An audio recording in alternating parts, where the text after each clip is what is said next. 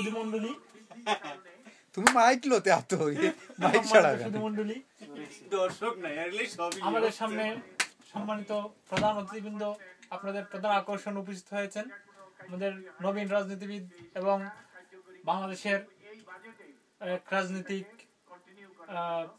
নবীন রাজনীতিবিদ আমাদের সামনে এসে উপস্থিত হয়েছেন। আমরা ওনার বক্তব্য রাখার জন্য এবং ওনাকে ওনার বক্তব্য পেশ করার জন্য আমি অনুরোধ করলাম আপনারা ধৈর্য সহকারে ওনার বক্তব্য শুনুন।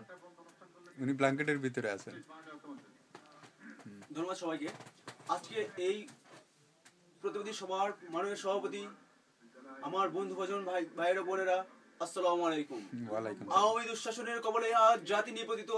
আমরা সে দুঃশাসন থেকে বেরিয়ে আসার জন্য জাতিকে সর্বোচ্চরের মানুষকে আহ্বান জানাই।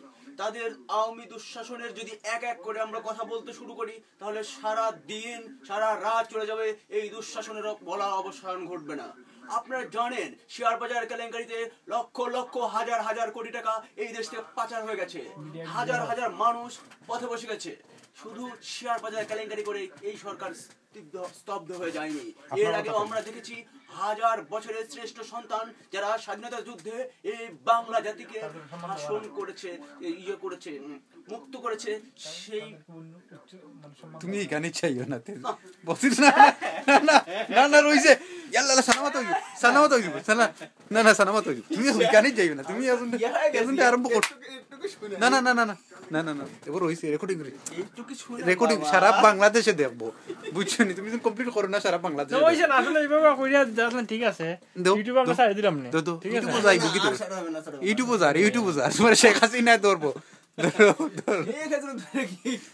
ধরো শেষ করিল, কমপ্লিট করিল। এখন সভাপতি একজন বক্তব্য দেখানো শেষ করিলাই, ধরো শেষ করো না না শেষ না নতুন করে দেই, নতুন করে আবার নতুন করে দিও।